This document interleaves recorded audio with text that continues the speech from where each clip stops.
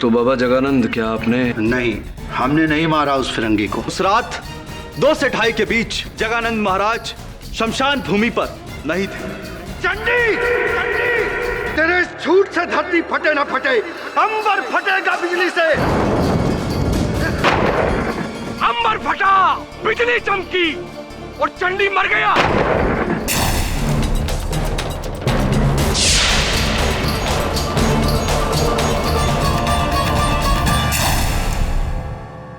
न्यायाधीश महोदय, इस मुकदमे की शुरुआत एक खून के साथ हुई थी, परंतु अब इसकी संख्या 2 हो गई है। आज से 2 रोज पहले ही महाराज जगानंद जी ने भविष्यवाणी की थी कि उनके शिष्य चंडीदास की मृत्यु बिजली गिरने से हो जाएगी, और एक दिन के बाद वैसा ही हुआ। उनकी मृत्यु बिजली लगने से हुई। भविष्यवाणी सच निकली। तो इसे हम क्या समझे न्यायाधीश महोदय? योर ऑनर, समझ तो मैं नहीं पा रहा कि पंत साहब की बात का तात्पर्य क्या है। क्या कहना चाहते हैं पंत साहब की चंडीदास की मृत्यु बाबा जगानंद जी के श्राप देने के कारण हुई है? आई होप आपका इशारा ये नहीं है मिस्टर पंत। मैं बिल्कुल ऐसा नहीं कह रहा हूं न्यायाधीश महोदय, बल्कि मैं तो उसका उल्टा कह रहा हूं कि ये जो षड्यंत्र रचा जा रहा है उसमें मात्र स्वामी जगानंद ही इन्वॉल्व नहीं है, उसमें इनका कोई साथी सहयोगी भी है, पार्टनर इन क्राइम, जो इनके आदेश का पालन करते हैं। नहीं साहब, चंडीदास का मौत बिजली के झटके से ही हुआ है साहब। हम उस शमशान के रखवाले हैं। बिजली का कनेक्शन सिर्फ हमारी झोपड़िया में है साहब। बाकी दूर दूर तक न कोई कनेक्शन है, न कोई खंभा है, न कोई तार है।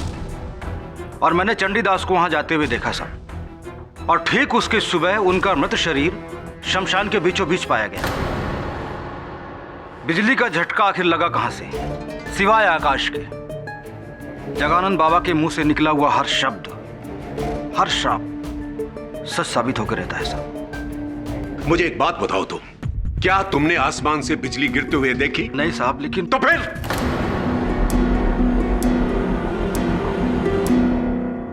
न्यायाधीश महोदय, जो पोस्टमार्टम रिपोर्ट आई है उसमें यह जरूर लिखा हुआ है कि चंडीदास की मृत्यु बिजली का झटका लगने से हुई, परंतु उस करंट का वोल्टेज कितना था यह सिद्ध करना तकरीबन असंभव है। न्यायाधीश महोदय, यह साबित करना बड़ा मुश्किल है कि यह इंसानी बिजली थी या आसमानी। योर ऑनर, मैं पंत साहब की बात से सहमत हूं। मुझे भी ऐसा लगता है कि चंडीदास की मृत्यु किसी मनुष्य ने की है, उसे किसी यंत्र द्वारा बिजली देकर। मिस्टर केडी सच बात कह रहे हैं। मुझे भी ऐसा ही लगता है न्यायाधीश महोदय। डिफेंस और प्रोसिक्यूशन एक ही बात से सहमत हैं? Not at all your honour, मेरा ये कहना नहीं, क्योंकि पंत साहब ये मानते हैं कि चंडीदास को बाबा जगानंद जी के किसी सहयोगी ने मारा है, जबकि मुझे ऐसा लगता है कि चंडीदास की मृत्यु उस व्यक्ति ने की है जिसने पहले बाबा जगानंद जी की बात सुनी और ठीक उसी तरह चंडीदास को मारा, ताकि बाबा जगानंद और कठिनाई में फंस जाए।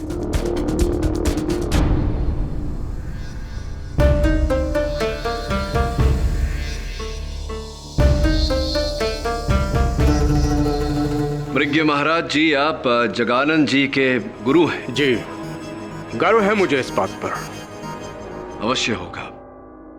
महाराज जी, एक बात बताएं, उस रात जब चंडीदास की हत्या हुई, जब मृत्यु हुई उनकी, उस समय शमशान में आप और घोरियों का गुट वहां उपस्थित था। कोई विचित्र बात देखी आप लोगों ने, सुना कुछ?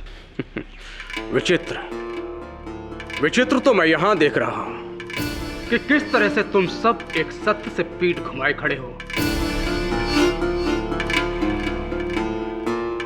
जगानंद मेरा सबसे उज्जवल शिष्य है और मां शमशान तारा का दुलारा। वो जो कहता है, जो चाहता है, मां शमशान तारा झट से उसकी मनोकामना पूरी कर देती है।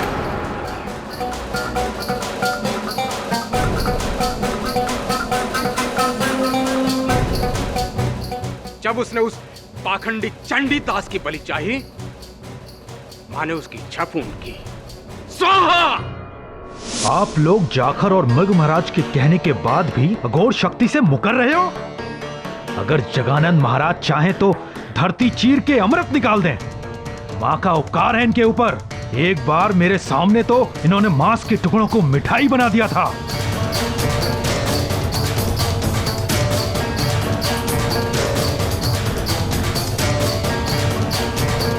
हर हर महादेव! हर हर महादेव!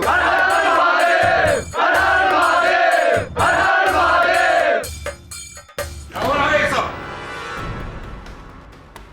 न्यायाधीश महोदय, क्या हो रहा है ये कोई इनकी महासभा नहीं है जहां पर ये लोग प्रवचन करेंगे और हम इनके प्रवचन सुनेंगे।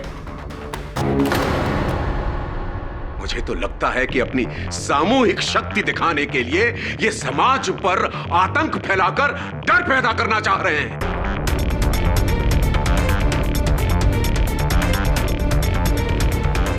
जबकि असलियत यह है कि ये सब कुछ इनका सरदार मृग करवा रहा है, उसी ने कराए हैं ये घिनौने खत। चुप हो जा नास्तिक! तेरा यह दुस्साहस कि तू मेरे गुरु पर उंगली उठाए, जिसकी वजह से मैंने संसार छोड़ा, मैं अघोरी बना, जो मेरे अस्तित्व का कारण है, तू उन पर लांछन लगाता है।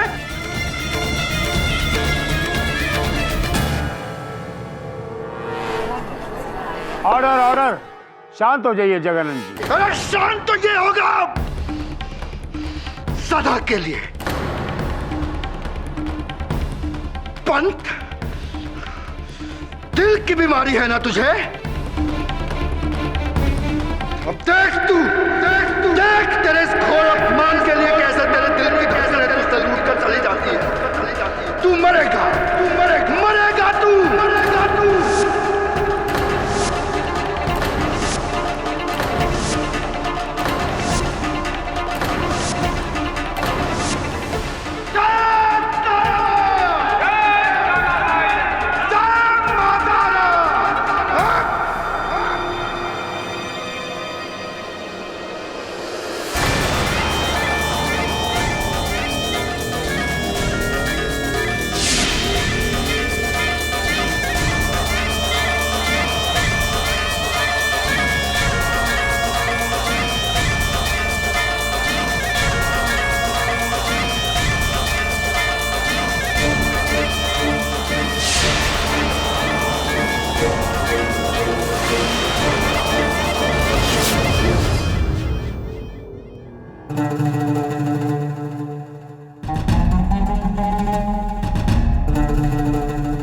तो यही जानने आया है ना कि मैंने अदालत में सरकारी वकील को जो धमकी दी वो सच होगा या नहीं, उसे दिल का दौरा पड़ेगा या नहीं, है ना?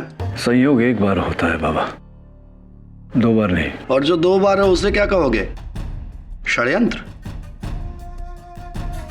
या षड़तंत्र?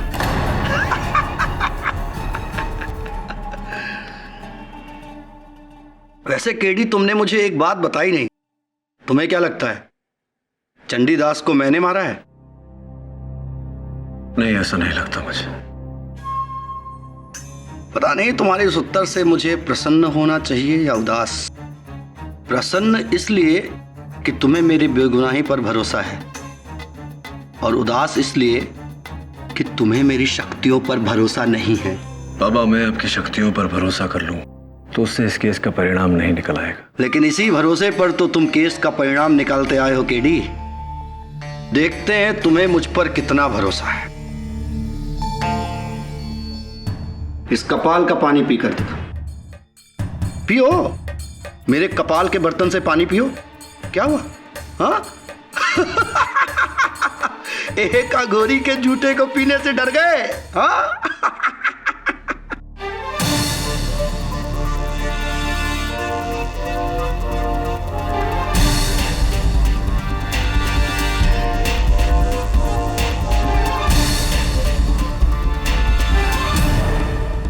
केडी पाठक को डर मनुष्य के झूठ से लगता है, झूठ से लगता है, झूठे से नहीं। उसे उसके पापों की सजा यही मिल रही है। उसका तो यही अंजाम होना था। अब बस जल्द से जल्द उसे जगानंद महाराज स्वामी जी को फांसी की सजा मिल जाए और हमें वो मिल जाए जो हमें चाहिए। फिर शांति ही शांति। बस आप चिंता मत कीजिए, हम कल परसों तक वापस लौट आएंगे। जी रखते हैं। जय सिया राम।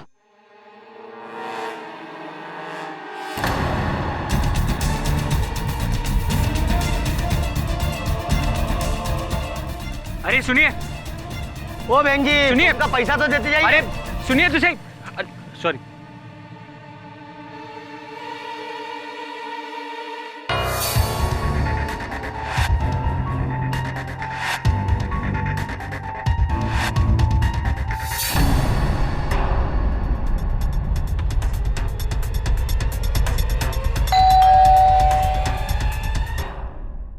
आ गए आप?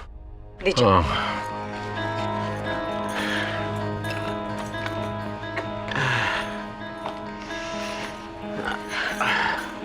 ये क्या, अदरक लाना फिर भूल गए? आप भी ना कुछ भूलते ही रहते।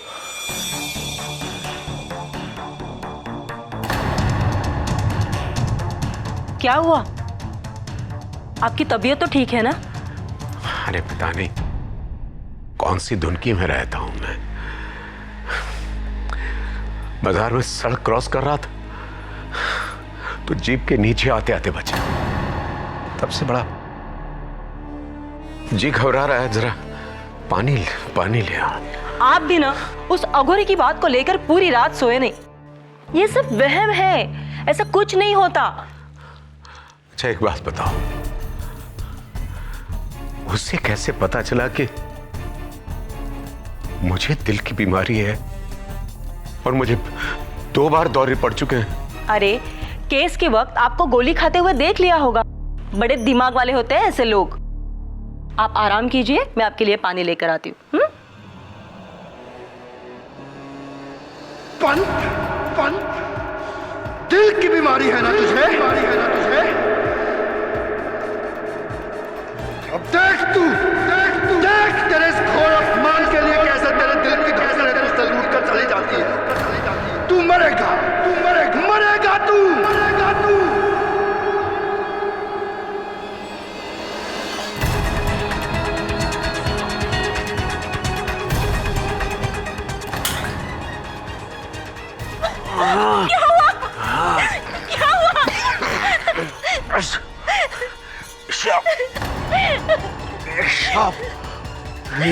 क्या हो गया आपको? शाप।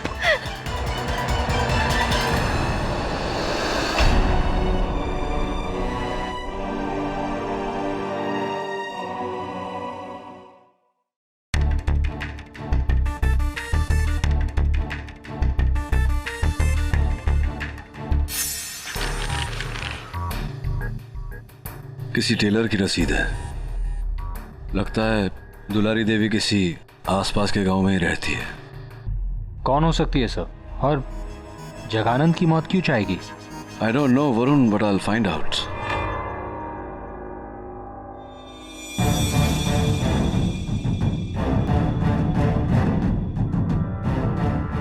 प्रेम कुमार मिश्र।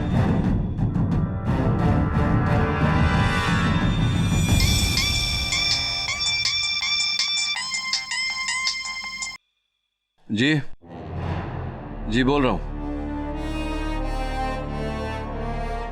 कैसे? ठीक है। क्या हुआ sir? Any problem? Prosecutor Pant की मृत्यु हो गई। ओह नो, कैसे? हार्ट अटैक, दिल का दौरा। अघोरी की बात तो सच निकली यार। पाठक साहब, केडी साहब, hello, myself Gokul Pandey sir. Pant साहब की जगह मुझे नियुक्त किया गया है इस केस पे। अच्छी वेलकम टू द केस। कैसे हैं आप? बहुत बुरे हाल हैं सर। अब आपके मोक्किल के श्राप के बाद पंत साहब परलोक से हार गए तो इस केस पे कोई हाथ डालने को तैयार ही नहीं था। अब इन बाबाओं के श्राप सच्चे होते हैं झूठे ये तो पता नहीं, लेकिन जिंदगी और मौत तो बहुत बड़ी सच्चाई है ना सर। देखो नहीं माने पंच साहब तो निकल लिए ना। क्यों ये केस लिया क्यों फिर आपने? मेरे ऊपर तो ऊपर से बहुत दबाव आया था, वरना मैं पागल हूं इस केस को लड़ता। आपसे एक रिक्वेस्ट है सर। बोलिए ना। अपने मौकिल को थोड़ा ना कंट्रोल में रखिएगा।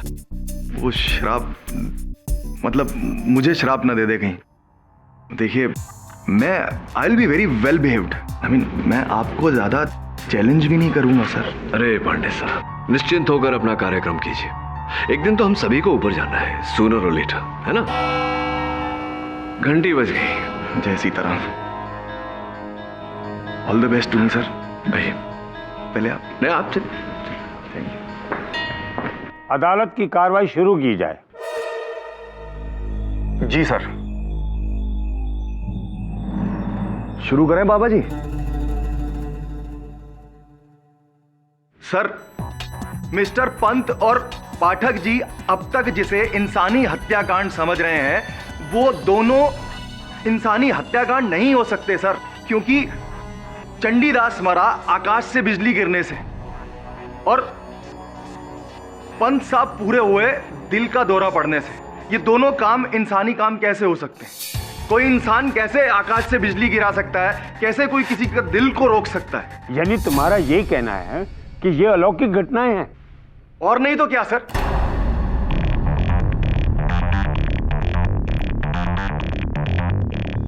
पांडे जी, कृपया कर अदालत को बताएं कि आप यहाँ किसके विरुद्ध अभियोग चला रहे हैं।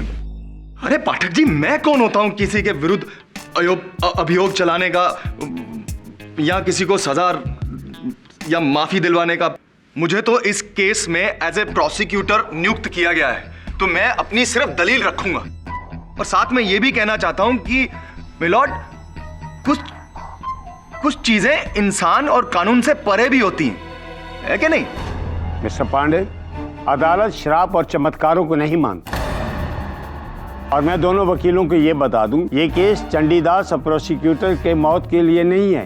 ये केस स्टीवन मार्क्स की हत्या को लेकर है, जिसे किसी चमत्कार या शराब से नहीं, इंसानी तरीके से तकिए से सांस रोक कर मारा गया।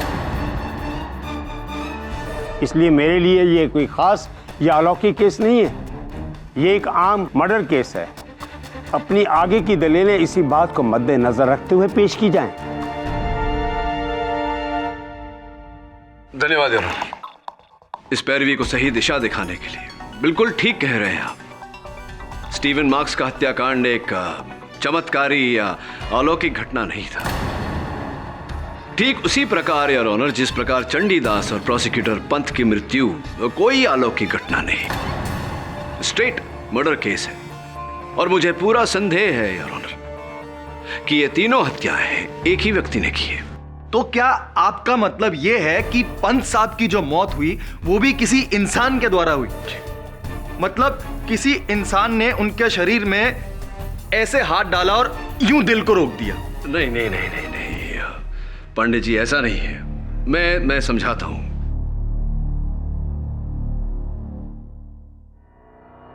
योर ऑनर, प्रोसिक्यूटर पंत हर शनिवार को गोल बाजार जाते थे सब्जियां खरीदने। सब्जियां खरीदने के बाद वहां चाय की दुकान पर बैठकर चाय पीते थे, अखबार पढ़ते थे। देश की राजनैतिक स्थिति पर वाद अनुवाद करने के बाद घर लौटते थे। केवल 20 वर्षों से उनका यही नित्य कर्म था। तो ये कि उनके पोस्टमार्टम रिपोर्ट के अनुसार योर ऑनर, यह स्पष्ट है कि उनकी मृत्यु दिल का दौरा पड़ने के कारण हुई। इस सूची में एक छोटी सी जानकारी भी है योर ऑनर, वो ये कि उनकी अंतड़ियों की जांच से पाया गया कि आखिरी पदार्थ जो उनके पेट में गया था उसी दुकान की चाय है। विचित्र बात है यार, उस दिन प्रोसिक्यूटर पंत की चाय में भृंग कायम मिलाया गया।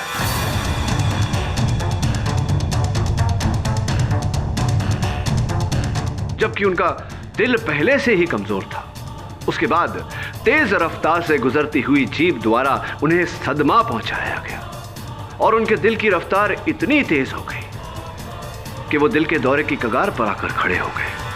बाकी बची कसर जगानंद जी की कही हुई बात, इनके क्या कहते हैं, श्राप जो इन्होंने दिया था, उसने वो कसर पूरी कर दी। कुल मिला के योर ऑनर, प्रोसिक्यूटर पंथ died of induced heart attack, प्रेरित दिल का दौरा योर ऑनर।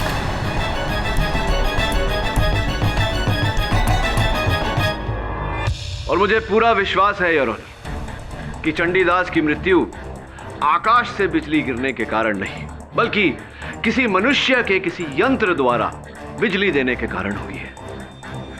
ये क्या कह रहे हैं पाठक साहब? मतलब असल में कोई इंसान होना तो चाहिए, तो आपके हिसाब से फिर किसने किया है? बताता हूं। सबसे पहले योर ऑनर, गुंडेरा गांव की दुलारी देवी को मैं कटघरे में बुलाने की अनुमति चाहता हूं। अनुमति है।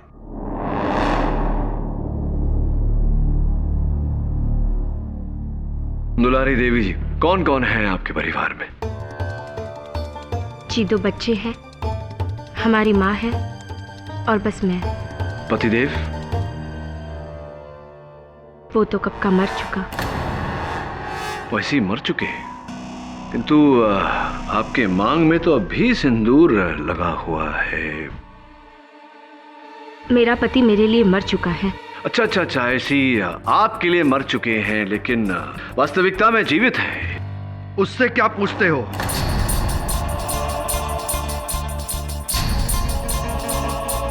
मैं बताता हूं।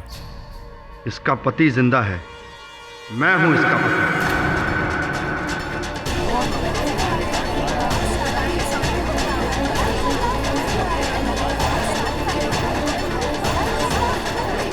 Order order. इस जानकारी के लिए धन्यवाद श्री प्रेम कुमार मिश्र। प्रेम कुमार मिश्रा मैं था जब ये मेरी धर्मपत्नी थी। 16 साल पहले मैंने गृहस्थाश्रम का जीवन त्याग दिया। अब मुझे इससे और इसके संसार से कोई लेना देना नहीं।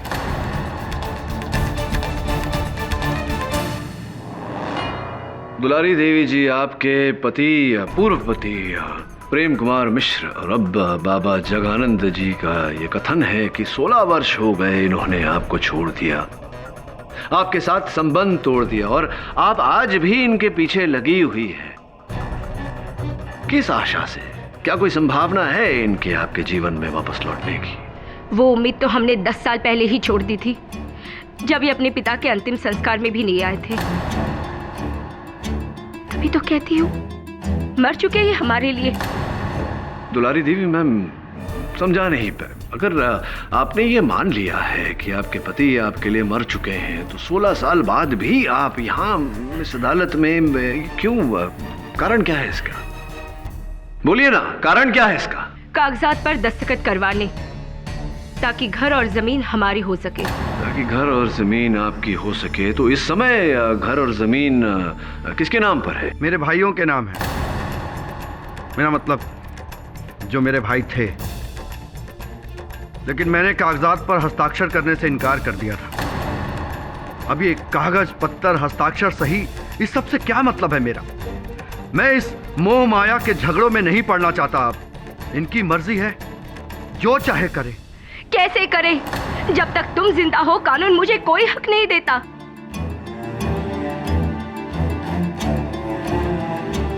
वहां तुम्हारे भाई जमीन पर कब्जा किए बैठे हैं। अरे मेरा ना सही, अपने बच्चों का तो सोचो। साधक की कोई संतान नहीं होती। तो फिर क्यों पैदा की संतान? क्यों की शादी? हमारा जीवन बर्बाद करने से पहले क्यों नहीं बने साधक? Please Shanti. प्लॉट, ये क्या हो रहा है? ये एक क्रिमिनल कोर्ट है जहां हम लोग मर्डर केस को सुलझाने की कोशिश कर रहे हैं। पांडे जी, दुलारी देवी को यहाँ केवल इस कारण बुलाया गया है ताकि इस बात की पुष्टि हो सके। वैसे भी इनका घरेलू मामला है, क्यों बाबा को क्रोध दिला रहे? तो दुलारी देवी जी, अगर बाबा जगानंद जी को सजा हो जाती है फांसी की, तब तो ये घर, ये जमीन कानूनन आप ही के नाम पे हो जाएगा। हो जाएगा ना? हो जाएगा या नहीं? जी लेकिन इसका मतलब ये तो नहीं कि हमने इन्हें फंसाया। नहीं नहीं नहीं, मैंने ऐसा कब कहा? अच्छा ये बताइए कि जब पंत साहब वहां बाजार में उस चाय की दुकान पर चाय पी रहे थे, आप भी वहां इर्द गिर्द मंडरा रही थी ना? आप थी ना वहां? आप थी या नहीं वहां? हाँ तो मैंने उनकी चाय में कुछ नहीं मिलाया। और जब मिस्टर स्टीवन मार्क्स की हत्या हुई थी, आप उस वक्त शमशान में भी थी वहां, अब थी ना? मैं वहां नहीं थी। सरासर झूठ बोल रही है सर।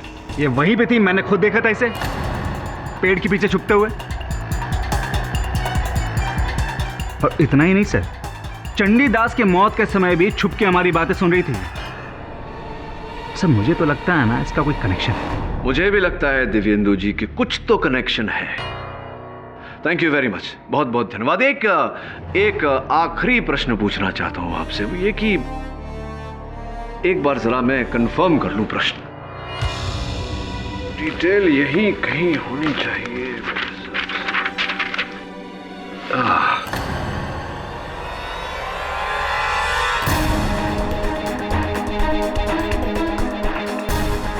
मेरा प्रश्न आपसे ये था कि अमांडा जी और आप ये जो कार्य कर रहे हैं हरिद्वार में, तो किस प्रकार के वाहन का उपयोग कर रहे हैं आप दोनों? जीप थी, ब्लू जीप, नीले कलर की है। हाँ देखिए संयोग की बात है कि प्रोसिक्यूटर पंत पर जो हमला हुआ वो भी एक ब्लू जीप, नीले कलर की जीप के द्वारा हुआ।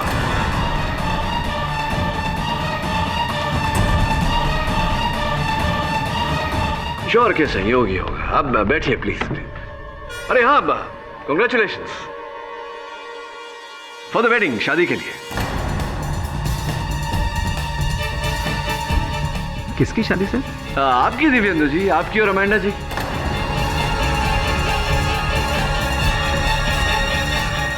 और जो मुझे पूरा विश्वास है कि आपने कहीं छिप छिपा के किसी मंदिर में की होगी। वो देखिए अमांडा जी अपना मंगलसूत्र छिपा रही है, किंतु आप अपना ये शादी की अंगूठी कहां छिपाएंगे आप, your honour? Nice ring.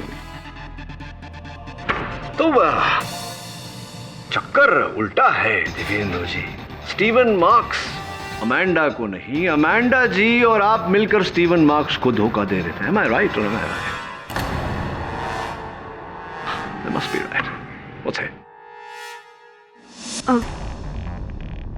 Yes, ये सच है। स्टीवन को यह शक था कि मेरा और दिव्येंदु का अफेयर, इसलिए उस रात उसने मेरा लॉकेट तोड़ा।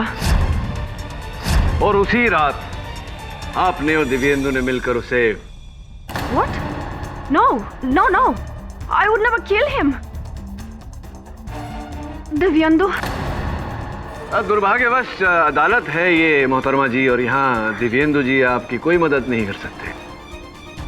बड़े दुख की बात है कि स्टीवन को मरे 10 दिन भी नहीं बीते और आप दोनों ने यहाँ अदालत में उसके विरुद्ध झूठ बोला, शादी भी कर ली। Not a good sign at all, Miss Amanda Thomas. Oops, should I say Mrs. Amanda Saxena? I didn't kill Stephen. Who did? He did.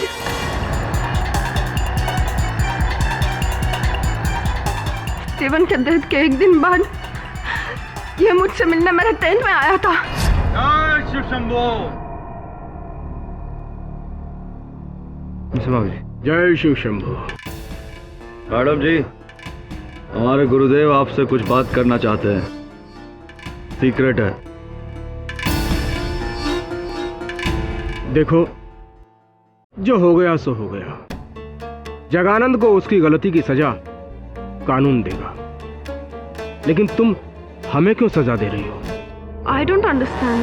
तुम्हारी व्रत चित्र डॉक्यूमेंट्री, उसका मुख्य शीर्षक जगानंद ही था ना? अब हमें बना लो। लेकिन अगर जगानंद जेल से फ्री हुए तो? उसकी तुम चिंता मत करो, वो असंभव है। झूठ बोलेगी लड़की, बाबा लोग ऐसा नहीं कर सकते।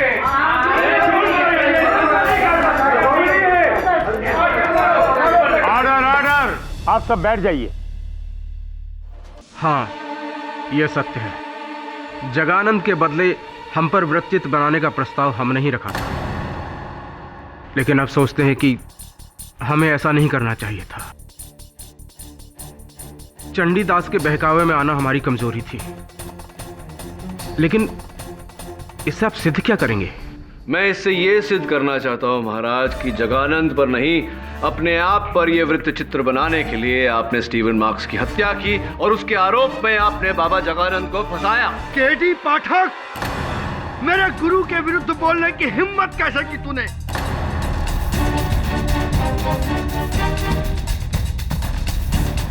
माफी मांग वरना औरों की तरह मैं तुझे भी अभी यहीं खत्म कर दूंगा। जगानंद जी, आप तभी बोलेंगे जब मैं शांत हो जाइए, वरना गुरु जी कुछ भी गलत नहीं कह रहे हैं। मैं स्वयं मानता हूँ कि मेरे गुरु मुझसे 1000 गुना ज्ञानी हैं और मुझसे ज्यादा ज्ञानी होने के नाते ये वृत्त चित्र उन्हीं पर बनना चाहिए था। हाँ, योग्य हैं आपके गुरुदेव, और इतने योग्य हैं कि पूरे हरिद्वार में ब्रिंग कायम जड़ी बूटी केवल इन्हीं के पास उपलब्ध है और इसी जड़ी बूटी से योर ऑनर प्रोसिक्यूटर पंथ की हत्या की गई है। इन्होंने की है ये हत्या। ये हम पर कत्ल का दूसरा आरोप लगा रहे हैं। ये क्या हो रहा है मेरे को जगानंद? अरे अघोरी को तो 7 खून माफ है। केडी पाठक, हाँ, मेरे गुरु के विरुद्ध बोलने की हिम्मत कैसे की तूने? माफी मांग माफी मांग वरना औरों की तरह मैं तुझे भी अभी यहीं खत्म कर दूंगा। अच्छा, केडी साहब रुको, सुनाइए आप, माफी मांग लीजिए। सुनाइए मौत का फरमान। मैं भी तो सुनूं कि कौन कैसे कब मारेगा मुझे। सुनाइए। अब पानी सर से ऊपर उठ गया केडी पाठक, तो सुन, तू इसी पानी में डूब कर मरेगा। आज की रात तू डूब कर मरेगा केडी पाठक।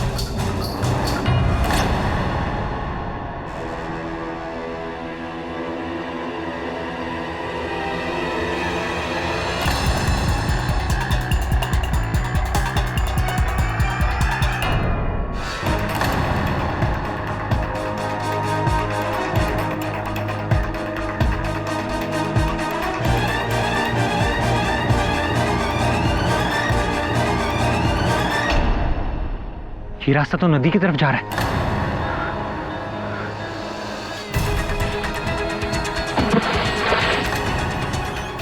केडी साहब! केडी साहब! केडी साहब! क्या केडी पाठक नदी में डूब गया? मैं पूरी रात वहीं था, ना तो वो पानी से बाहर निकले और ना ही होटल लौटे, और पुलिस सुबह से उन्हें ढूंढ रही है, लेकिन उन्हें सिर्फ केडीसा का जैकेट मिला। जज साहब, ये तो जगन्नाथ जी का कहा एक और सच हो गया। 7 में से 4 इनके श्राप से केडी साहब। ये श्राप नहीं है योर ऑनर, ये काम एक इंसान का है। सर, मुझे उस कमरे से एक अघोरी की परछाई दिखी और जमीन पर वो बेहोश करने की दवा। सर, कोई केडी सर को बेहोश करके नदी में ढकेलना चाहता था, ताकि जो कुछ भी जगानंद जी ने कहा है वो फिर से सच हो जाए। इस घटना को कोई और गवाह है? ये सारा कांड शमशान घाट के पास हुआ है। वहां मृग महाराज की टोली और रखवाला जाकर होंगे, शायद उन्हें कुछ पता हो। हम सब अपने डेरे पर थे, अचानक किसी के भागने की आवाज सुनी, लेकिन हमने किसी को भागते देखा नहीं। मेरे सारे साधक भी मेरे साथ ही थे। यह लड़का हमें बदनाम कर रहा है।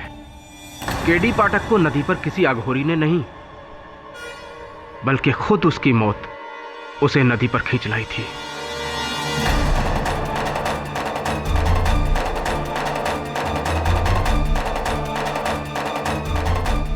सब हम रात को अपनी झोपड़ी के बाहर बैठे हुए थे और हमने बाहर किसी के भागने की आवाज सुनी।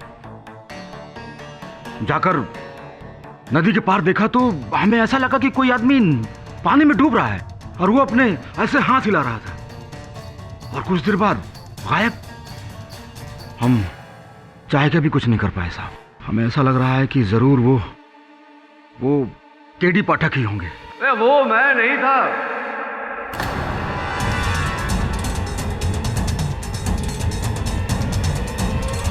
केडी? मैं वहां कैसे डूब सकता हूँ? संभव ही नहीं। योर ऑनर, वास्तविकता ये है कि वो एक बड़ा सा पत्थर था जो मैंने स्वयं पानी में डाला था कि लोगों को ये भ्रम हो कि मैं पानी में डूब रहा हूँ। योर ऑनर, ये खेल था जो अब से नहीं, शुरुआत से मैं क्षमा चाहता हूँ, हम खेल रहे थे।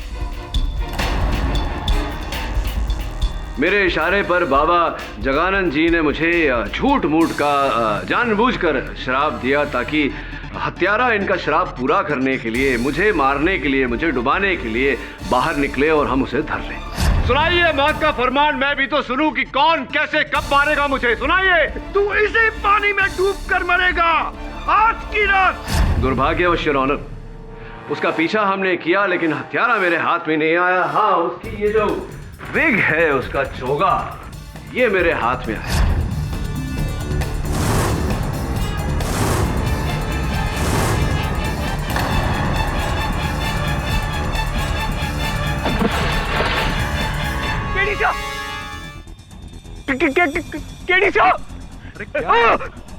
किसे ढूंढ रहे थे?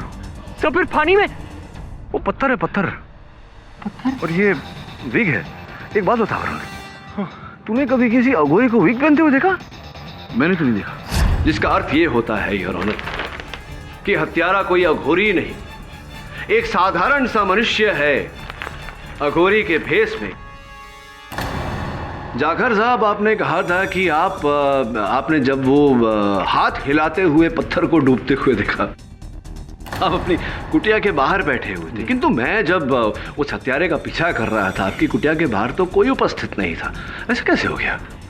ये मैं बताता हूँ कि ऐसा कैसे हुआ। क्योंकि आप उस समय मेरे आगे आगे दौड़ रहे थे और मैं आपके पीछे पीछे दौड़ रहा था, आपका पीछा करते हुए। इसीलिए आप अपनी कुटिया के बाहर नहीं थे, मेरे आगे थे दौड़ते हुए। ये कमाल करते हैं आप साहब, कुछ भी गलत सलत इल्जाम लगाए जा रहे हैं। अरे जाखर साहब, ऐसा कैसे हो सकता है? कौन हो सकता है? अगर आप नहीं तो ये चोगा होगा, कुछ आप ही होंगे। हो सकता है ये फिरंगी लड़की हो या ये दिव्येंदु हो। हाँ, हो सकता है। पर अब समस्या ये आती है कि मेरे होटल के फर्श पर जब वो हत्यारा आया था तो वो शमशान की मिट्टी बिछा कर गया मेरे फर्श पर। शमशान की मिट्टी तो आप ही शमशान में रहते हैं, देखिए जाकर साहब। अब शमशान की मिट्टी तो कोई भी ला सकता है हुजूर। ये भी बात सही है, शमशान की मिट्टी तो कोई भी ला सकता है, लेकिन उस शमशान की मिट्टी पर जो नंगे पांव का निशान था, मुझे पूरा विश्वास है जाकर साहब कि अगर उस पांव के निशान को आपके पांव के साथ मिला दिया जाए तो एक समान निकलेगा। लेकिन मैं जूते पहने होता साहब, और जूता किसी का भी हो सकता है। आप जूता पहनकर आए थे मेरे? हाँ साहब।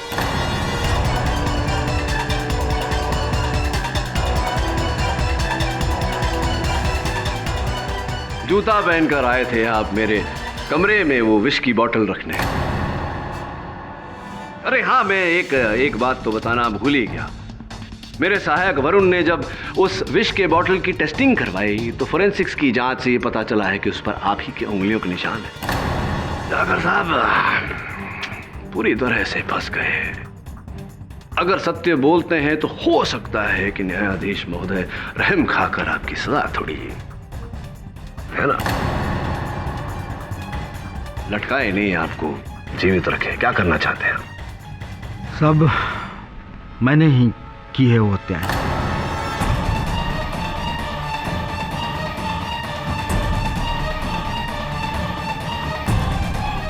शमशान एक ऐसी जगह है साहब जहां अक्सर लोग रात को जाने से डरते हैं, और खासकर वहां जहां अघोरियों का वास हो। मैंने इसी चीज का फायदा उठाया साहब, और वहां चरस का धंधा शुरू कर दिया। इसकी भनक उस अंग्रेज स्टीवन को लग गई, और उसने मेरे झोपड़े में रखे हुए उस 20 किलो चरस को देख लिया साहब, और फिर मैंने ठाना कि अब किसी भी कीमत में इस अंग्रेज को मारना है। फिर मुझे काम आया बाबा जगानंद जी का दिया हुआ वो श्राप। मैंने उसी रात उनका वेश धारण किया है,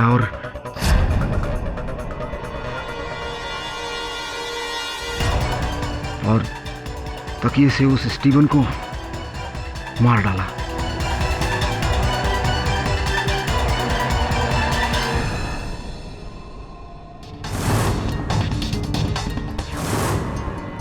और तकिए से अपने निशान को मिटा के गहरी नींद में सो रहे बाबा जगानंद जी की उंगलियों के निशान उस तकिए में लगा दिया साहब।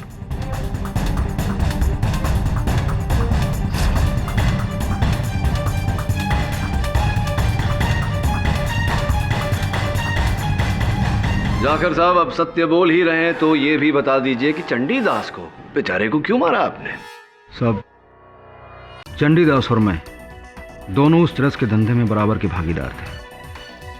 इसलिए उस दिन चंडीदास ने कोर्ट में बाबा के खिलाफ गलत बयान दिया, और जैसे ही बाबा का श्राप उस पर पड़ा, मैंने सोचा बस बराबर की भागीदारी खत्म। बाबा पर आरोप और गहराया, और मैंने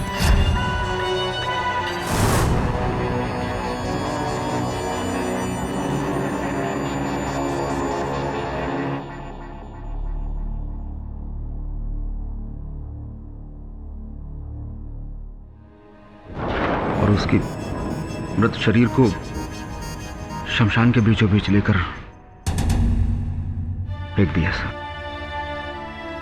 बाकी प्रोसिक्यूटर पंत साहब का विवरण तो केडी साहब कर ही चुके हैं। और मेरे अंत का विवरण तो आप कर चुके हैं। अब आपके अंत का विवरण न्यायाधीश महोदय करेंगे। Your honour, the defence rests. अदालत इस नतीजे पर पहुंची है कि जाखर नारायण ने स्टीवन मार्क, चंडीदास और प्रोसिक्यूटर विश्वनाथ पंत की हत्या की है, इसलिए उसे फौरन हिरासत में लेने का हुक्म दिया जाता है।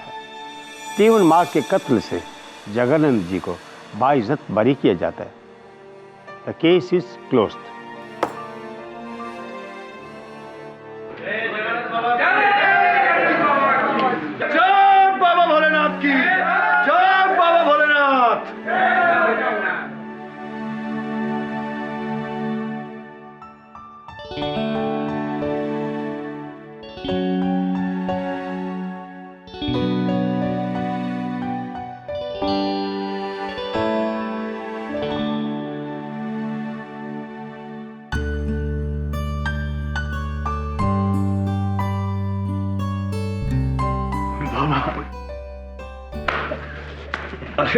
खुश रहा बच्चा। केडी, आज तूने एक साधक को सिद्ध कर दिया है। तेरे होते हुए शहरी हो या अघोरी, 7 खून तो क्या, उसे 1 खून भी माफ नहीं हो सकता। बच्चा, बहुत श्राप दे लिए, अब आशीर्वाद देता हूं। जा, जल्दी ही तेरे पिता से मिलन होगा, देखते रहना। जय हो बाबा भोलेनाथ की। जय भोले बाबा की। सुना ना आपने इन्होंने क्या कहा, बस देखते रहना।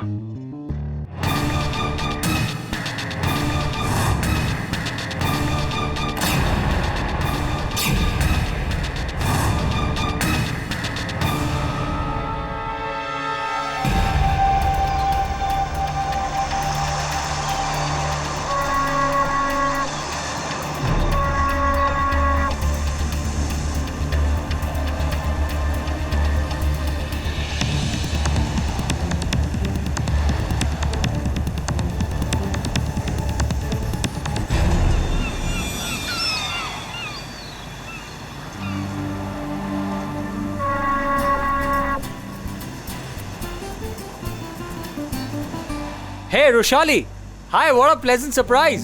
हाय वरुण, How are you? तुम यहाँ? बस यार अलीबाग जा रहा हूँ, fun trip. Meet my parents, मम्मा पापा. नमस्ते आंटी, नमस्ते अंकल. नमस्ते. पापा ये वरुण है, मेरा बहुत पुराना दोस्त. राइट नाउ ये फेमस लॉयर केडी पाठक को असिस्ट कर रहा है. ये तो बहुत अच्छी बात है. इतनी कम उम्र में केडी जैसे इंसान के साथ काम करने का तुम्हें मौका मिला. You are very lucky. Yes aunty, I'm very lucky. और बताओ, अपना पहला केस कब लड़ रहे हो? बहुत जल्द. And trust me, मैं अपने सारे केसेस जीतूंगा. तुम देखना मैं क्या क्या करता हूँ आगे. क्या बात है? बहुत परेशान लग रहे हो. कब से देख रहे हो, कोई बात ही नहीं कर रहे.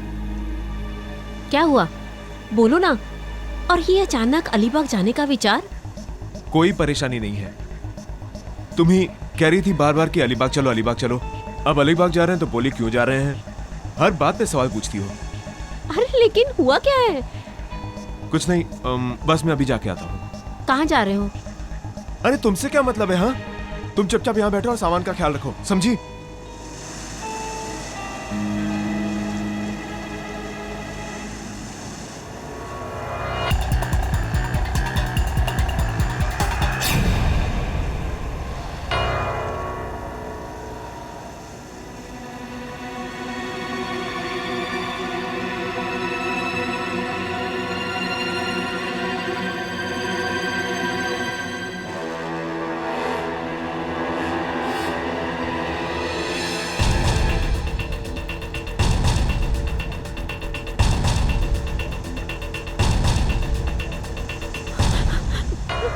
क्या तुम्हारा दिमाग खराब हो गया क्या? हाँ? ये सब क्या है? मुझे तुमसे बात करनी है. क्या पूछना चाहती हो? पूछो पूछो. ये सब पैसे आए कहाँ से? और ये गन? मैंने कौन सी चीज के लिए पैसे कहाँ से लाए ये पूछने की तुम्हें कोई जरूरत नहीं है. मैं ये जो कुछ कर रहा हूँ ये तुम्हारे लिए और अपनी बेटी के लिए कर रहा हूँ. गन? ये रुपए तुम बोलते? चुप करो. लो मुझे दो. चोरी की है तुमने पैसे? चुप रहो. चुप. सच्ची बताओ, तुम बोलते क्यों नहीं? ये सब क्या हो रहा है? बैठो, सब लोग देख रहे हैं. या बैठो.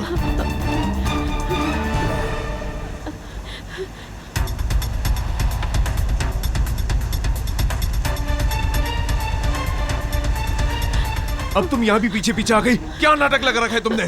तुम्हारा दिमाग खराब हो गया क्या? अरे जब से शादी हुई है पैसे के लिए हाई तौबा मचा रखी है. अब जब पैसा है तो भी हाई तौबा मचा रही हो. अरे आखिर तुम चाहती क्या हो? मैं सच जानना चाहती हूँ. मार डालो मुझे, तभी खुशी मिलेगी तुम्हें. काश मैं ये कर पाती. क्या? तुम्हें क्या लगता है इन चोरी किए हुए पैसों से हमारा भला होगा? हाँ बोलो. क्या तुम्हें लगता है मैंने चोरी की है? और नहीं तो क्या. नहीं तो तुम्हारे पास से इतने पैसे आए कहाँ से? बोलो कहाँ से आए? हाँ रोशाली, क्यों हमारी जिंदगी रोशाली सीधे से क्यों? क्या हुआ? अच्छा, ऑल ओके, सब ठीक है? मेरी वजह से अब तुम्हारी जिंदगी बर्बाद हो रही है ना. लो लो मार दो मुझे.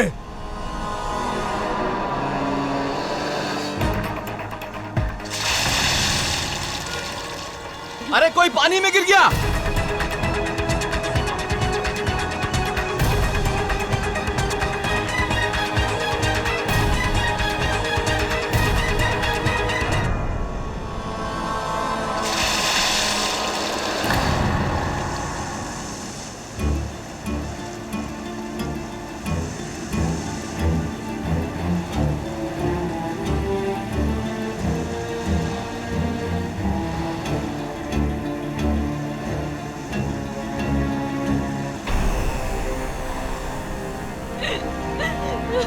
नीचे तो कुछ नहीं मिला. कुछ नहीं मिला साहब.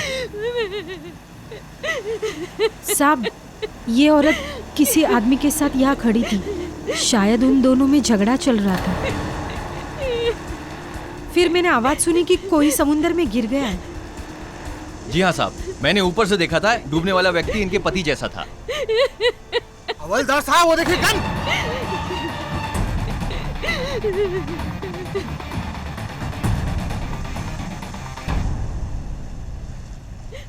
इसे अभी अभी गोली चली है. इसकी है गन? ये मेरे पति की गन है. लेकिन मैंने कुछ नहीं किया. सच सच बताओ. मैंने कुछ नहीं किया. मैं सच कहती हूँ, मैंने कुछ नहीं किया. ये बैग किसकी है? मेरे पापा का बैग है. अरे इसमें तो बहुत सारे नोट हैं. कहाँ से आया? मुझे कुछ नहीं पता, मुझे कुछ नहीं पता। मैंने कुछ नहीं किया, मेरा यकीन कीजिए, मैंने कुछ नहीं किया।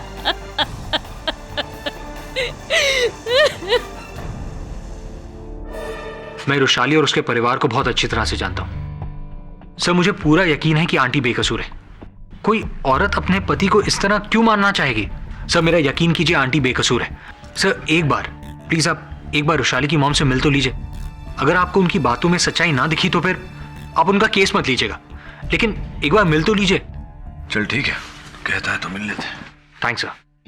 तो अपने फ्रेंड के माँ के लिए इतना कह रहा है, पर तेरी फ्रेंड क्यों नहीं आई? सर, उसका फोन स्विच ऑफ है, पता नहीं वो कहाँ है। शायद अंकल की डेथ की वजह से वो डिप्रेस्ड है। चल। मैं अपनी बेटी की कसम खाती हूँ, मैंने कुछ नहीं किया। मुझे तो ये भी समझ में नहीं आ रहा कि वो सब हो कैसे गया।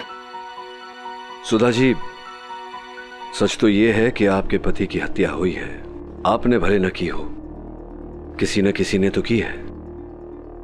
किसी पर संदेह है आपको? वो कुछ दिनों से डरे डरे रहते थे, परेशान रहते थे, जैसे कोई उनका पीछा कर रहा हो। शादी के बाद से रुपए पैसों की कमी के कारण हम दोनों में झगड़ा हुआ करता था। वो बैंक में क्लर्क थे, जाहिर है पैसे की तो कमी थी ही, लेकिन फेरी में उस दिन उनके बैग में इतने सारे नोटों की गठियां देखकर और वो गन देखकर मैं तो घबरा गई। बस उसी बात को लेकर हम दोनों के बीच में झगड़ा भी हुआ था। अचानक इतने रुपए उनके पास आए कहां से? मुझे नहीं पता, अचानक इतने सारे नोट देखकर मुझे लगा उन्होंने कहीं बैंक से चोरी तो नहीं की, लेकिन अलीबाग जाने से पहले वो बैंक की नौकरी तो छोड़ चुके थे। वरुण, अगर बैंक में चोरी हुई है तो स्पष्ट है कि बैंक वालों ने रिपोर्ट लिखवाई होगी। पता कर जरा। Right sir. हाँ, तुम इसे सुधा पुन्नीर, ये अदालत सबसे पहले आपसे ये जानना चाहती है कि 22 दिसंबर की रात जब आप अपने पति और बेटी के साथ अलीबाग जा रहे थे तो क्या दोनों में कुछ झगड़ा चल रहा था किसी बात पे? जी। क्या वजह थी?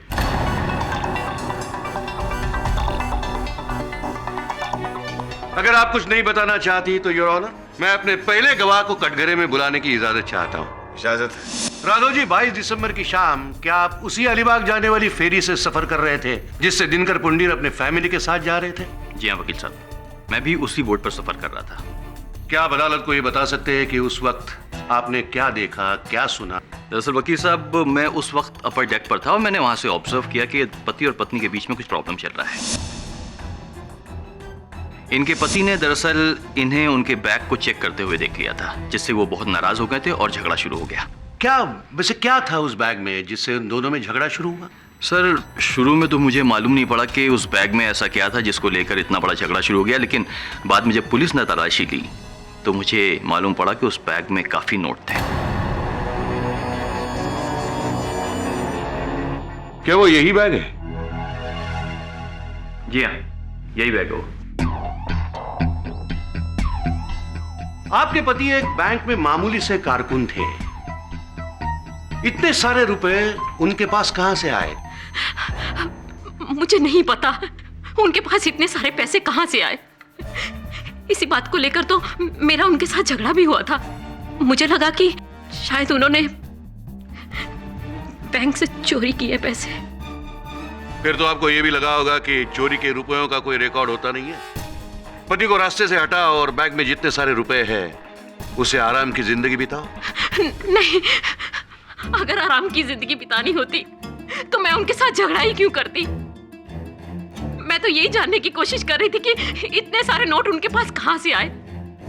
अगर आपकी बात सच है तो बताइए, वहां जो गन मिली उस पर आपकी उंगलियों के निशान कैसे मिले? मेरा उनके साथ झगड़ा हो रहा था तो गुस्से में गन उन्होंने मेरे हाथ में पकड़ा दी। मतलब आपका यह कहना है कि आपके पति ने अपने हाथों से बंदूक आपको दे दी ताकि आप उसे गोली मार दें। योर ऑनर, इस बात की पुष्टि के लिए मैं हवालदार सुदेश कदम को बुलाना चाहता हूं कटघरे में, जो वहां पर मौजूद था। क्या इस गन को आप पहचानते हैं? जी हाँ, ये गन उसी लोअर डेक से मिला था और इसमें से गन पाउडर की स्मेल आ रही थी। इससे साफ हो जाता है किसी गन से गोली चलाई गई है। और तब मुझे समझ में आया कि डूबने वाले ने अपनी जान बचाने के लिए हाथ पैर क्यों नहीं चलाया, क्योंकि समंदर में धक्का देने के पहले उसे गोली मार दी गई थी।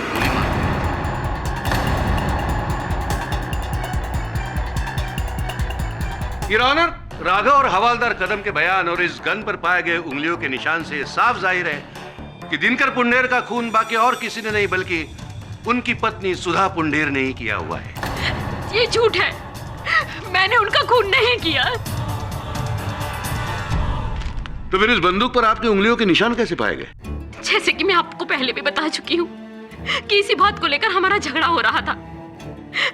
झगड़े के बाद वो बात को टालने के लिए नीचे उतर गए और मैं भी उनके पीछे पीछे नीचे उतर गई।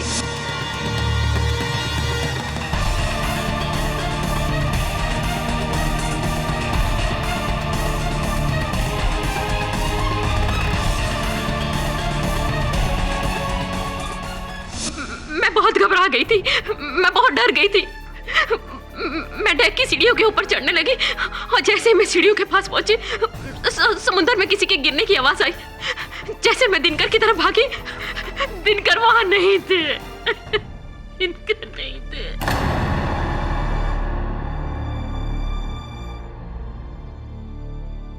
कहानी बहुत अच्छी बनाई आपने, लेकिन ऐसा कुछ हुआ नहीं। हुआ ये कि आपको ये पता था कि आपके पति ने बैंक से रुपयों की चोरी की है। इन्हें अपने पति से नहीं, उन रुपयों से प्यार था, इसलिए सही मौका देखकर अपने पति के रिवॉल्वर से ही उन्हें गोली मार दी और इन्होंने उन्हें समुद्र में ढकेल दिया।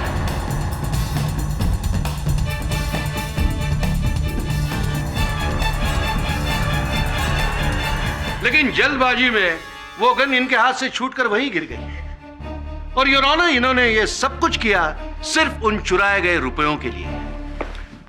Mister Rane, mister Rane, mister Rane,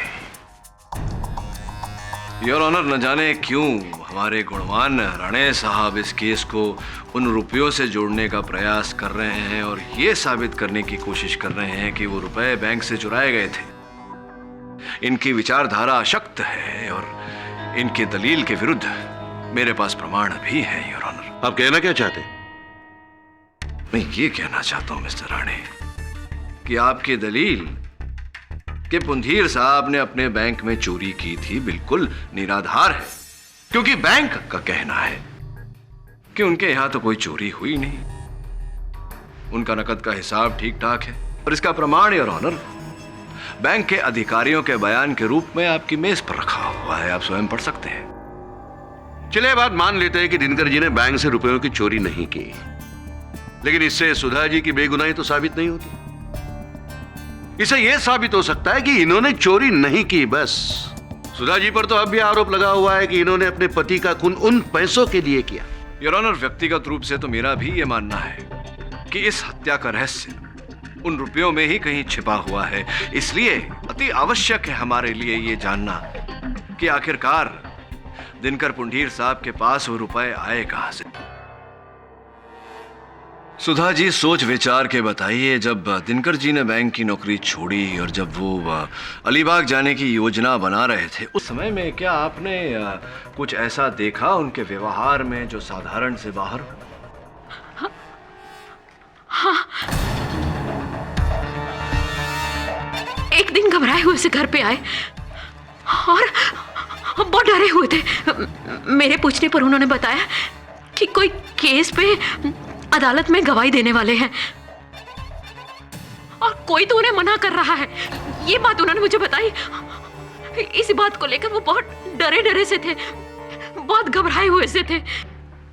point to be noted your honour, किसी केस में दिनकर पुंधीर साहब किसी व्यक्ति के विरुद्ध गवाही देने वाले थे और उन्हें धमकी दी गई थी कि वो ऐसा न करे जिसके कारण वो घबराए हुए थे। हो सकता है कि उन्हें वो रुपए इसी कारणवश दिए गए हो। योर ऑनर, दिनकर पुंडीर किसके लिए, कब, कहां विटनेस की हैसियत से हाजिर रहने वाले थे, इसका इस केस से कोई ताल्लुक नहीं। मुझे लगता है योर ऑनर कि अदालत का ऐसे वक्त बर्बाद करने से बेहतर है कि हम अपने अपने मुद्दों पर बोले। और अहम मुद्दा यही है कि दिनकर जी और सुधा जी के बीच पैसों की वजह से ही झगड़े होते थे, जिसके अहम गवाह है उनकी अपनी बेटी रुशादी। क्या रुशाली पुंडेर इस समय अदालत में मौजूद है? जी नहीं योर ऑनर, उसके नाम से समन निकला हुआ था, लेकिन सुधा जी के अरेस्ट के एक दिन बाद वो लापता हो गई।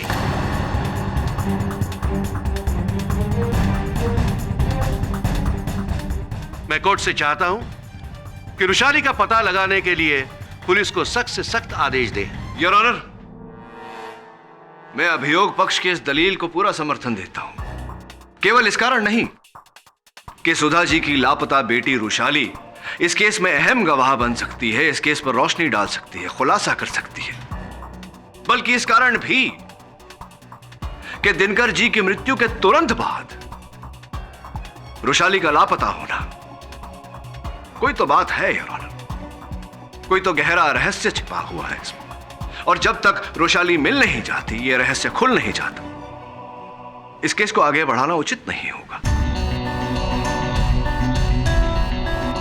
यह अदालत जल्द से जल्द रुशाली पुंडीर का पता लगाकर उन्हें अदालत में पेश कराने का हुक्म देती है। केडी सर, ये रही उस आदमी की डिटेल्स जिसके केस में दिनकर पुंडीर ने गवाही दी थी। संजय नार्वेकर। फौजरी का केस था सर, और दिनकर पुंडीर इसी केस में प्राइम विटनेस था। दिनकर की मौत के बाद पुलिस के लिए भी यह केस बंद हो गया। संजय नार्वेकर, वो तेरी दोस्त रुशाली का कोई पता चला? नहीं सर, रुशाली का कुछ पता नहीं चला। मैंने उसके दोस्तों से भी पता लगाने की कोशिश की, लेकिन किसी को पता नहीं कि वो कहां चली गई। योर ऑनर, मैं वो साक्ष्य अदालत के समक्ष करने जा रहा हूं जो ये साबित कर देगा कि दिनकर पुंडीर को मारने का उद्देश्य उनकी श्रीमती सुधा पुंडीर का नहीं, किसी और का था। ये किसकी बात कर रहे हो तुम केडी पाठक? संजय नार्वेकर की your honour. Your honour, Sanjay Narvekar वो व्यक्ति है जिसके केस में, जिसके विरुद्ध दिनकर जी गवाही देने वाले थे, मुख्य साक्षी थे उस केस में, और उनकी गवाही पर अवश्य संजय नार्वेकर को सजा होती। संभव है कि उन्हें गवाही देने से रोकने के लिए उन्होंने दिनकर जी को 10 लाख रुपए की रिश्वत दी हो, और रुपए देने के बाद भी संतुष्टि ना होने पर उन्होंने दिनकर जी को मार दिया। जबकि सच्चाई यह है कि संजय नार्वेकर नाम का कोई भी व्यक्ति उस फेरी पर मौजूद नहीं था। मौजूद थी तो सिर्फ सुधा पुंडीर।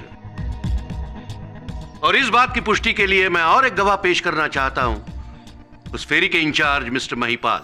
जी हाँ सर, हर रोज की तरह मैं डेली रूटीन चेक कर रहा था, नीचे डेक से लेकर ऊपर डेक तक। जब मैं नीचे से ऊपर की तरफ जा रहा था तो मैंने देखा कि इनके पति ऊपर से बड़े गुस्से से नीचे की तरफ आ रहे थे, और उनके पीछे इनकी पत्नी भी थी। दोनों के बीच किसी बात को लेकर काफी झगड़ा हो रहा था। फिर किसी के पानी में गिरने की आवाज आई और किसी ने आवाज लगाई। फिर मैं ऊपर से नीचे की तरफ भाग गया। फिर मैंने देखा कि ये वहीं खड़ी थी, लेकिन इनके पति वहां नहीं थे।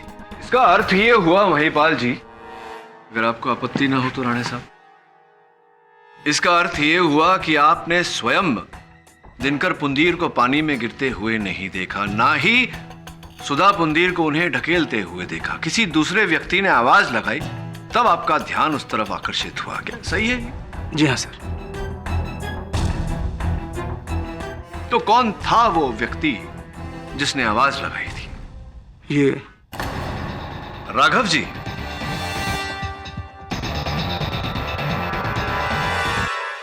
अच्छा, एक और बात बताइए। जी सर। राघव जी ने अपने कथन में बताया था हमें कि एक बार पहले भी दिनकर जी नीचे गए थे लोअर डेक पे, और आपने कहा कि आप लोअर डेक पर ही थे, तो आपने वहां लोअर डेक पे उन्हें देखा था पहले, लड़ाई के पहले, हादसा होने के? जी जी जी जी बिल्कुल। क्या कर रहे थे उस समय? ये उस लड़की से बात कर रहे थे जो व्हील चेयर पर किसी को लेकर के आई थी सर।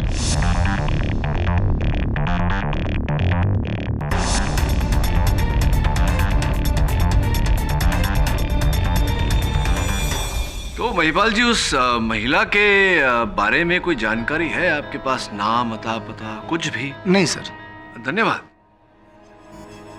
योर ऑनर, मैं एक बार फिर राघव जी को कटघरे में बुलाने की अनुमति चाहता हूँ। राघव जी, महिपाल जी ने अभी अभी जिस महिला का जिक्र किया, उसके बारे में कुछ बता सकते हैं आप हमें? देखिए वकील साहब, उस महिला को मैं ज़ाती तौर पर नहीं जानता था। पहली बार उसको बोर्ड पर देखा था व्हीलचेयर के साथ में। ना तो मेरी उससे बात हुई थी, ना ही मेरी कोई जान पहचान थी। तकरीबन 27-28 साल की उसकी उम्र होगी, और जिस शख्स को व्हीलचेयर पर लेकर आई थी उसके चेहरे पर मास्क और जिस्म में शॉल लपटा हुआ था।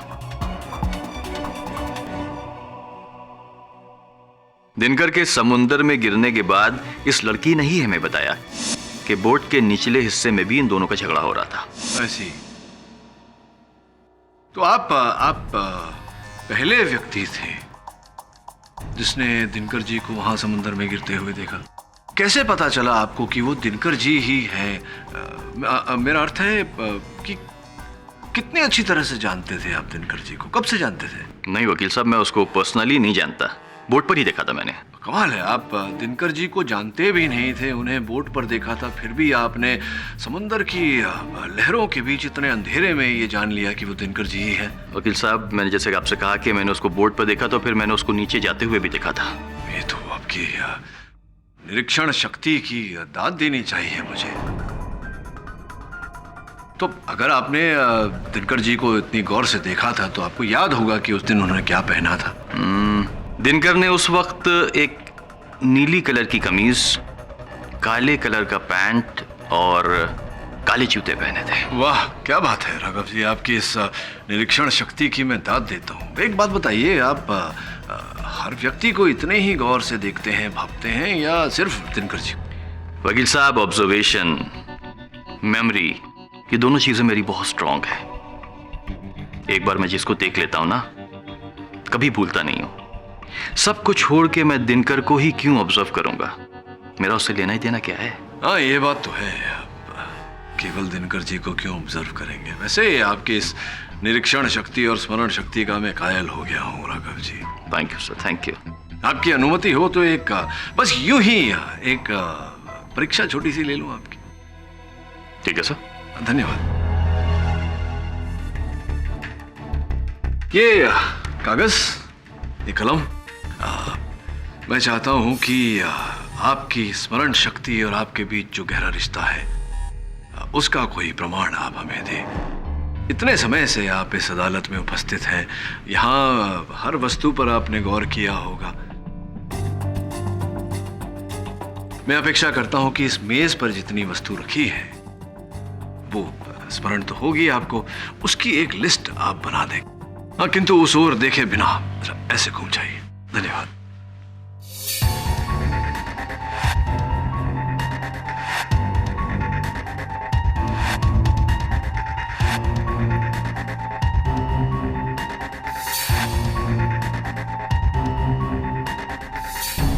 Yes sir.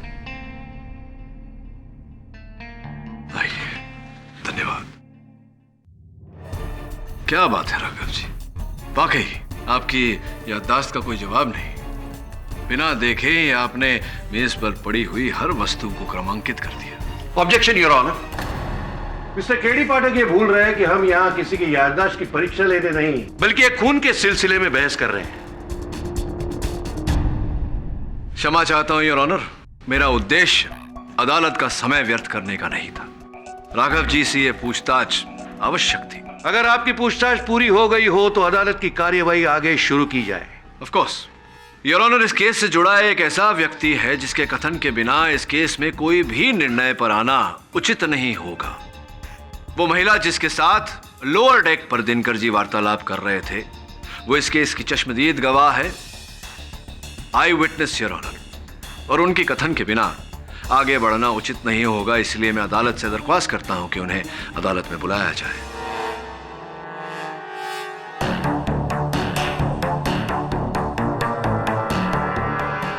योर ऑनर, ऐसे किसी भी कथित महिला को अदालत में बुलाकर अदालत का वक्त जाया करने से पहले मैं खुद इस पूरे केस से जुड़े हुए ऐसे एक चश्मदीद गवाह को बुलाना चाहता हूं जिसका पता पुलिस ने लगा लिया है। इसके बयान के बाद गवाह के तौर पे और किसी को बुलाने की जरूरत नहीं पड़ेगी। मैं सुधा पुंडीर और दिनकर पुंडीर की बेटी रुशाली पुंडीर को पेश करने की इजाजत चाहता हूं।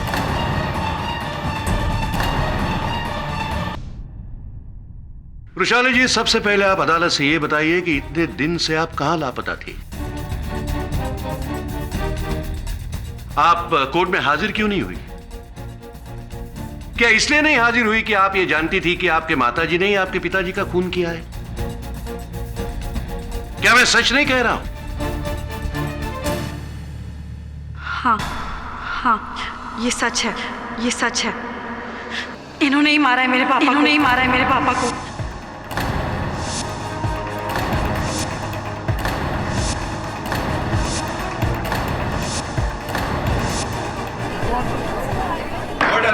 Silence, please.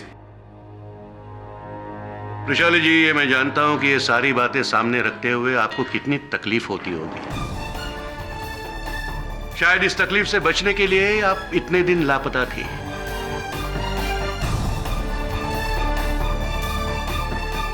फिर भी अदालत के लिए यह जानना बहुत जरूरी है कि आखिर हुआ क्या था। हमेशा की तरह उस दिन भी मेरे मॉम डैड के बीच लड़ाई हो रही थी। फिर वो नीचे चले गए। मैं ऊपर के डेक पे रेलिंग के पास खड़ी थी। मैंने देखा कि वो दोनों नीचे के डेक पे रेलिंग के पास खड़े होकर झगड़ रहे हैं। और फिर मैंने अपनी मम्मा के हाथ में एक गन देखी। पर जब तक मैं नीचे पहुंची तब तक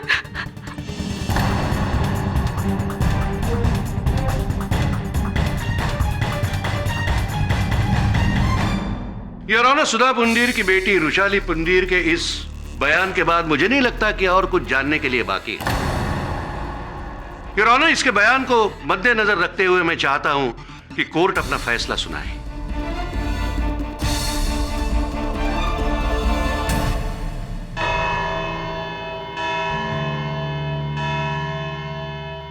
यह अदालत मुलतवी की जाती है।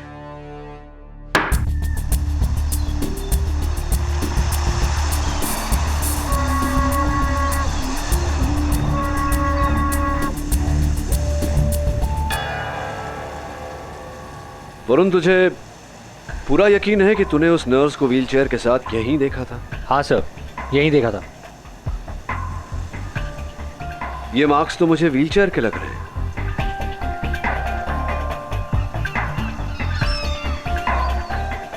व्हाइट पाउडर, दानेदार, मार्बल पाउडर।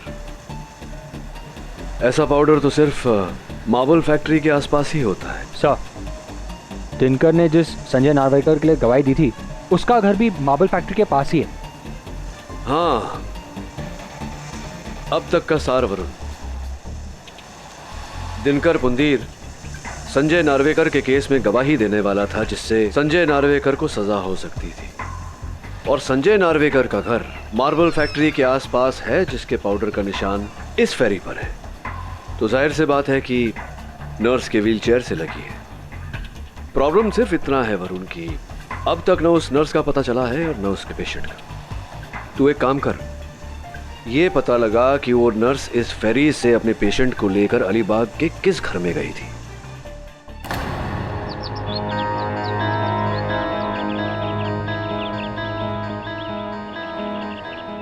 ये घर संजय नार्वेकर के नाम पे रजिस्टर्ड है और मैंने पता लगा लिया है, ये वही संजय नार्वेकर है जिसका मुंबई में मार्बल फैक्ट्री के पास बंगलो है।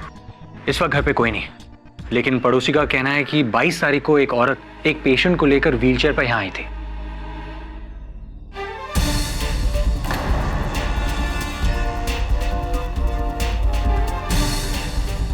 वरुण, तू एक काम कर, जाओ और यहाँ के पुलिस को सूचित कर, अपनी पहचान बिना बताए कि मैं यानी कि केडी पाठक इस केस के चश्मदीद गवाह को, जिसे सब खोज रहे हैं, उसे भगाने में मदद कर। क्या ये आप क्या कह रहे हैं sir?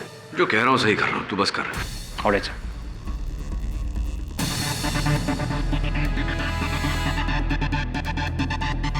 Your honour, Dinkar Pundir के केस में एक नया खुलासा हुआ है। दिनकर जी का मृत शरीर पुलिस को समुद्र से मिला है और पोस्टमार्टम रिपोर्ट से यह जाहिर है कि दिनकर जी की मृत्यु गोली लगने से ही हुई है। पहले उन्हें किसी ने गोली मार दी और फिर समुद्र में ढकेल दिया। राणे साहब बड़े नटखट हैं यहाँ। योर ऑनर, राणे साहब अपनी सुविधा के लिए अदालत से एक बात छिपा रहे हैं। वो ये कि फोरेंसिक्स रिपोर्ट के अनुसार जो गोली दिनकर जी के मृत शरीर से पाई गई, वो गोली इस बंदूक से, यानी कि जो बंदूक पुलिस ने फेरी पर से बरामद की थी, उस बंदूक से नहीं चलाई गई थी। इसके चलते प्रोसिक्यूशन का आरोप कि मेरे मुवक्किल ने सबसे पहले अपने पति को गोली मारी, उसके बाद उन्हें समंदर में ढकेला, ये आरोप बेबुनियाद है योर ऑनर, निराधार है। अगर केडी पाठक को अपने क्लाइंट के बेगुनाही पर इतना ही भरोसा है तो क्या केडी अदालत को यह बताने की कोशिश करेंगे कि इस वारदात के चश्मदीद गवाह को वहां से उन्होंने भगाने की कोशिश क्यों की? क्या कह रहे हैं आप? अच्छा, आपने अगर ये नहीं किया तो क्या आप बताएंगे कि अलीबाग के संजय नार्वेकर के घर आप क्यों गए थे? मैं? हाँ, संजय नार्वेकर? योर ऑनर, मैं तो आज तक जीवन में कभी अलीबाग नहीं गया, अलीबाग देखा भी नहीं मैंने। आप वहां गए थे? मिथ्या है योर ऑनर, झूठ बोल रहे हैं। आप वहां गए थे? अरे कभी गया था? किसने कहा गया था? और वहां इस वारदात के चश्मदीद गवाह को वहां से बाहर जाने के लिए आपने कहा, और इसकी सूचना अलीबाग के पुलिस को किसी मुखबिर ने दी थी। साहब, चश्मदीद गवाह की गवाही किसी मुखबिर ने पुलिस को दी थी? योर ऑनर, राणे साहब शायद भूल रहे हैं कि अदालत है, यहाँ हर बात की पुष्टि होनी चाहिए, प्रमाणित होनी चाहिए, कोई साक्ष्य होना चाहिए, सबूत होना चाहिए। है योर ऑनर, फिंगरप्रिंट्स एक्सपर्ट को कटघरे में बुलाने की मैं इजाजत चाहता हूँ। क्या आप बता सकते हैं कि आपको संजय नार्वेकर के घर से किन लोगों के फिंगरप्रिंट्स मिले? संजय नार्वेकर के घर से हमें 4 लोगों के फिंगरप्रिंट्स मिले थे।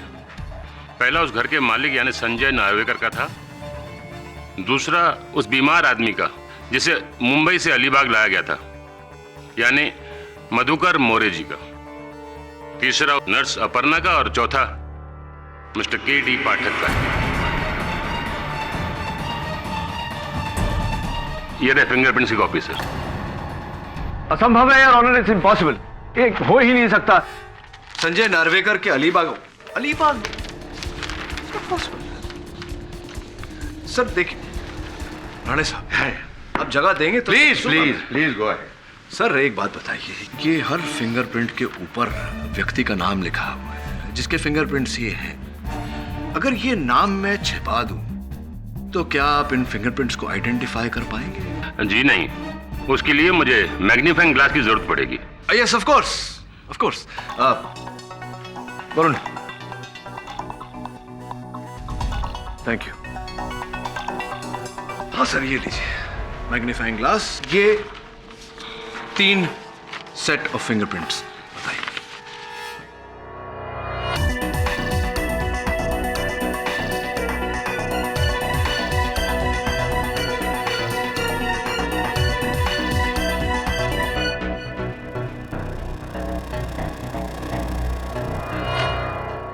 ये दोनों फिंगरप्रिंट्स एक ही आदमी के हैं। ये दोनों फिंगरप्रिंट्स एक ही व्यक्ति के हैं तो स्पष्ट है कि इनके ऊपर जो नाम होगा वो एक ही व्यक्ति का होगा। Sure sir. मधुकर मोरे, दिनकर पुंदीर। ऐसा कैसे हो गया सर?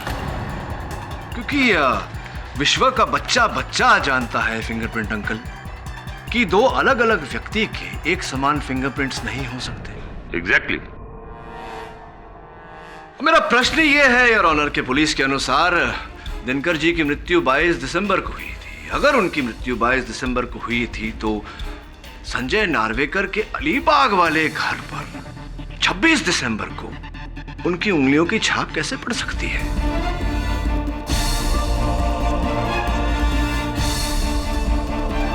इसका तात्पर्य यह हुआ योर ऑनर कि मधुकर मोरे नाम का कोई व्यक्ति नहीं 22 दिसंबर को संजय नार्वेकर के अलीबाग वाले घर से जिस व्यक्ति के उंगलियों के छाप पाए गए वो दिनकर पुंदीर ही थे।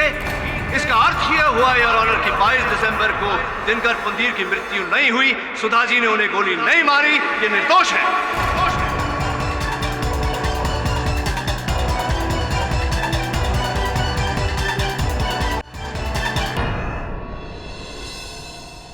ऑब्जेक्शन योर ऑनर, इन फिंगरप्रिंट्स की पूरी तरह से जांच करने से पहले यह कहना मुश्किल है कि दिनकर पुंडीर और मधुकर मोरे के फिंगरप्रिंट्स आपस में मैच करते हैं। मुझे पूरा भरोसा है योर ऑनर कि अपने क्लाइंट को बेगुनाह साबित करने के लिए केडी पाठक ने चली हुई ये नई चाल है, लेकिन इस चाल को नाकामयाब करने के लिए मैं ऐसे गवाह पेश करना चाहता हूं जिन्हें भगाने की कोशिश केडी पाठक ने की थी।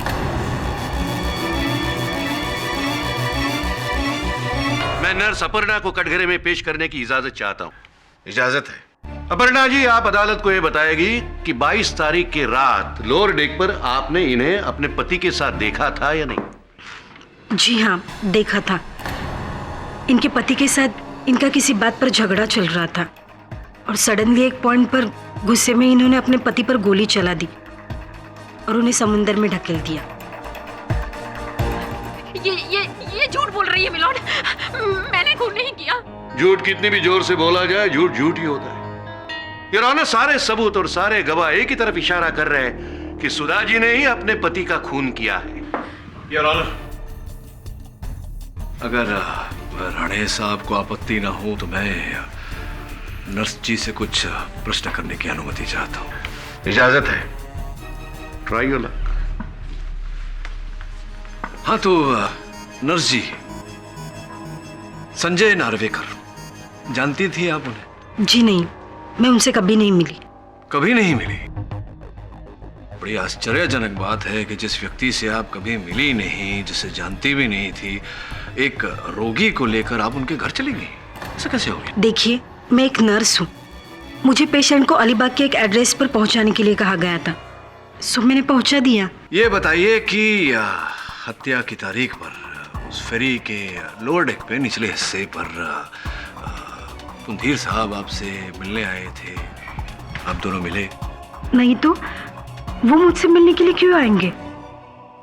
अद्भुत बात है, क्योंकि बाकी जो यहाँ साक्षी हैं उनके कथन से हमें ये पता चला कि दिनकर साहब आए थे नीचे, आप दोनों की मुलाकात भी हुई, कुछ वार्तालाप भी हुई, शायद इस बात को लेकर कि वो संजय नार्वेकर साहब के केस में गवाही देने वाले थे, जिस गवाही के कारण संजय नार्वेकर जी को सज़ा भी हो सकती थी। कहीं ये बातचीत तो नहीं हुई आप दोनों में? देखिए, मैंने आपसे पहले भी कहा है कि मैं संजय नार्वेकर को पर्सनली नहीं जानती हूँ, तो फिर मैं कैसे कह सकती हूँ कि उन पर कौन सा केस था और किसने गवाही दी थी? ये बात तो है, लेकिन क्यों मुझे ऐसा लगता है कि आप संजय नार्वेकर को जानते? एक प्रमाण पत्र है मेरे पास। हाँ, असल में ये एक ब्याह की रजिस्ट्री का प्रमाण पत्र है। देखिए, संजय नार्वेकर, अपर्णा साहूकार आप ही हैं, ये आप ही के घर का पता है। तो इसके अनुसार तो आप दोनों का ब्याह हुआ था, तो अगर आप उसे जानती भी नहीं थी, पहचानती भी नहीं थी, तो ये ब्याह कैसे हो गया, विवाह कैसे हो गया? नहीं, ये सच है, मेरी और संजय की शादी हुई थी। तो इसका अर्थ यह हुआ कि आपने अपने पति को बचाने के लिए दिनकर जी की हत्या की है। मैं सच कह रही हूँ, मैंने उनका खून नहीं किया। सच तो ये है कि आप ही ने उनकी हत्या की है। आपने पहले उन्हें गोली मारी और फिर उन्हें समंदर में ढकेला, आप ही ने किया है। मैंने गोली नहीं मारी। अरे आप ही ने गोली मारी, आप ही ने समंदर में डाला है उन्हें। नहीं मारा मैं। तो किसे डाला आपने? अरे उस पुतले को। किस पुतले को?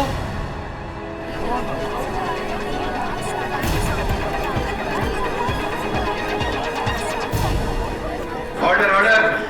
अपर्णा जी, क्यों कोई किसी पुतले को समुद्र में डालेगा? क्या आवश्यकता पड़ गई आपको उस पुतले को समुद्र में डालने की? क्यों डाला आपने उस पुतले को समुद्र में? उस दिन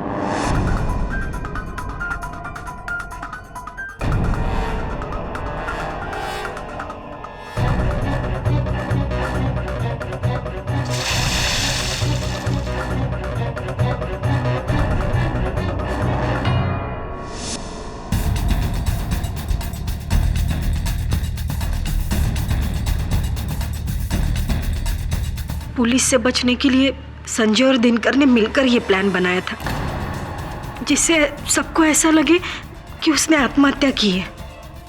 इसीलिए उस दिन वो नीचे डेक पर मुझे मिलने के लिए आया था, लेकिन उसी वक्त उसके पीछे पीछे आकर सुधा ने हमारा प्लान खराब कर दिया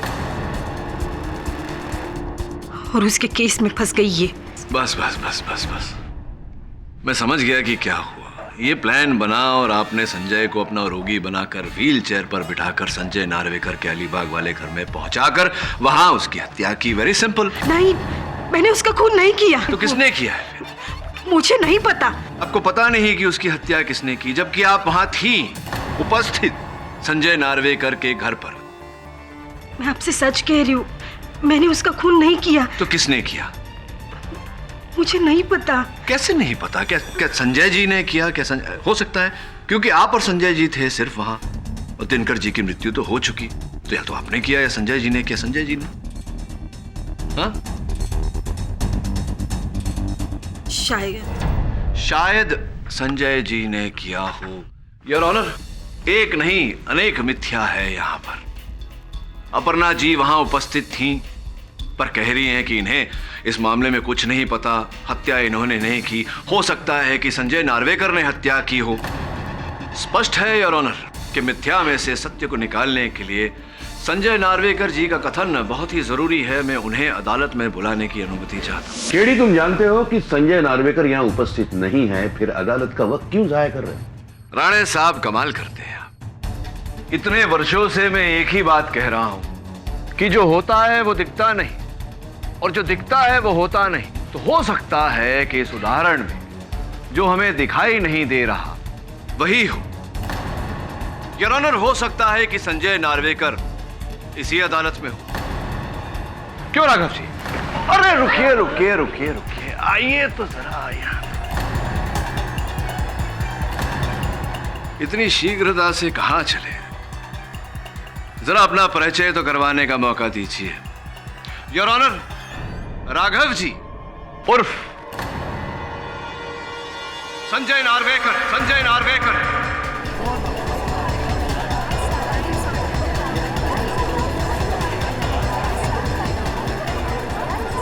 ऑर्डर ऑर्डर। राघव जी उर्फ संजय नार्वेकर जी। चेहरे पर नकली दाढ़ी, मूंछ, चश्मा लगाकर चेहरा बदलना तो बहुत ही सरल है, किंतु अपनी उंगलियों के निशान और हस्तलेख बदलना कठिन नहीं, असंभव है। याद है हम दोनों ने एक स्मरण शक्ति का खेल खेला था यहाँ अदालत में। बस उस कलम पर आपकी उंगलियों के निशान और कागज पर आपका हस्तलेख, इन दोनों के गहरे संबंध ने आपका ये खेल खत्म कर दिया।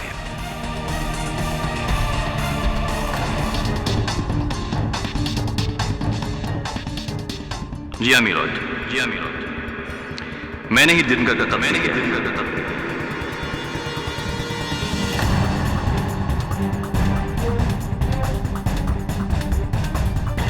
वकील साहब, मैंने उसे 10 लाख रुपए दिए थे अपना मुंह बंद रखने के लिए। 10 लाख रुपए उसकी 20 बच्चों के लिए काफी थे, और मैंने उससे यह भी वादा किया कि नकली खून के बदले में उसको और पैसे दूंगा। मैं उसकी पत्नी को फंसाना नहीं चाहता था, लेकिन बार बार वो दिनकर के पीछे आती गई और सारा खेल बिगाड़ दिया। जब दिनकर को यह पता चला कि उसके ही कत्ल में उसकी बीवी गिरफ्तार हो गई है, वो पुलिस से मिलने की कोशिश करने लगा, अपने आप को गिरफ्तार कराने की कोशिश करने लगा, जो कि मैं नहीं चाहता था। मैंने सोचा कि अभी भी अगर उसकी लाश मिलती तो उसके कत्ल का इल्जाम उसकी बीवी पर ही जाएगा, इसलिए मैंने उसका कत्ल कर दिया और खुद सेफ हो गया। The defense rests, Your Honor. सारे सबूतों और गवाहों को मद्देनजर रखते हुए यह अदालत सुधा पुंडीर को बाइज्जत बरी करती है। संजय नार्वेकर और उनकी पत्नी अपर्णा नार्वेकर के खिलाफ हत्या का केस चलाने का हुक्म देती है। The case is closed.